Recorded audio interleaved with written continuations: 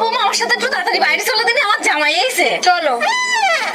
বৌমা একটা কথা শোনো, জামাইয়ের সামনে এমন ভাব করবা যেন মনে করে আমরা বিরাট গরিব, আমাদের ঠিক মতো খাওয়া হয় না। কেন মা? আরে আর বলো না, জামাইয়ের বিরাট নজর খারাপ, যে কোনো জিনিস দেখলে বাড়ি নিয়ে যাওয়ার জন্য চিন্তা ভাবনা করে।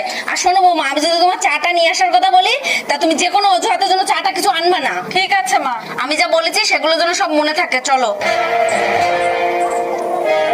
ওমা, বেশ কদিন ধরে দেখছি তোমার ছেলে কাজকর্ম করছে না, সবসময় বাড়ি বসে থাকছে, কি ব্যাপার? আর বলো না বাবা, ছেলেটার তো কোনো কাজ বাজ নেই, আর যেদিকে যাচ্ছে সেদিকে অভাব। আমি জানি না কিভাবে সংসারটা চালাবো। বৌমা যাও, জামাইয়ের জন্য এক কাপ চা নিয়ে এসো। মা তুমি চা বানাতে বলছো, বাড়ি তো চা চিনি কিছুই নেই, আর তুমি তো সবই জানো 1 মাস হয়ে গেল আমরা না খেয়ে আছি। বাবা দেখেছো আমাদের বাড়ির অবস্থা এখন কিরকম হয়ে গেছে।